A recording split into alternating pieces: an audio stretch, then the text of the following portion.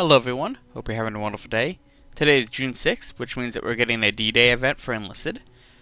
So this event is actually really interesting.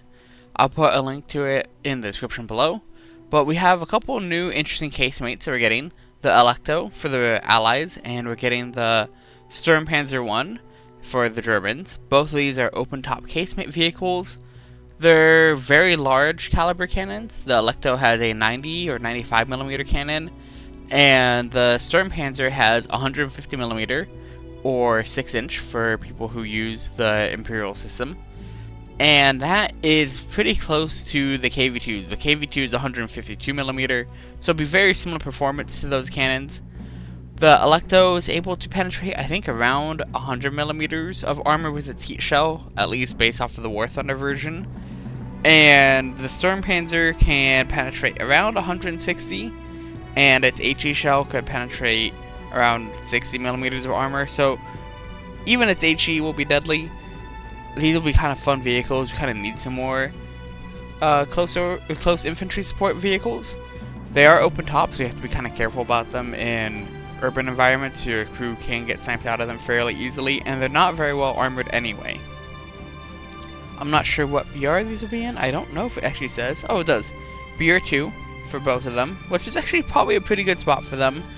Their cannons will be good, but they're very glass cannon-like. The other couple things that we're getting are the War, which is an old golden weapon. It's basically a bar, just I believe by Winchester instead of Browning, but it's a Winchester automatic rifle. Basically the same as a bar, just a little bit different with sights and I think a different sound effect. I don't own one, but it's not that different than a normal bar. The Mk.VIII, I do have a lot of these. It's a very fun weapon. Also BR2. It's a nice slow rate of fire for a submachine gun, but it hits with the damage of a full semi-auto. So you can actually relatively easily clear a room with it because it's got an okay rate of fire. It's a little bit faster than a grease gun, but every hit is either downing or outright killing people.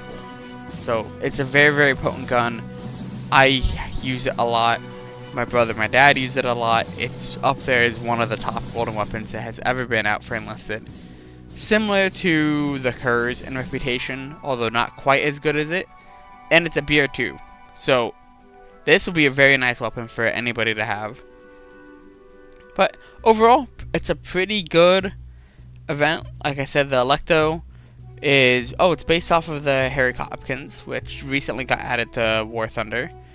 But it's a late 1944 vehicle, so it's a little bit interesting to put at BR2, but it is probably fair for being relatively lightly armored. It'll be reasonably quick because it is based off of that light tank. If you're not familiar with the Hopkins, it's kind of like a British version of the Stuart, but ended up being replaced by the Stuart instead in British service. So it should be interesting, reasonably mobile, okay-ish armor, enough to stop small arms, but if someone's in a building above you, you're going to have some difficulty trying to survive. And the Sturmpanzer, I believe it's based off of like the Panzer I and Panzer II chassis, and it's got good armor on the front, enough for, again, small arms and probably like light machine gun fire.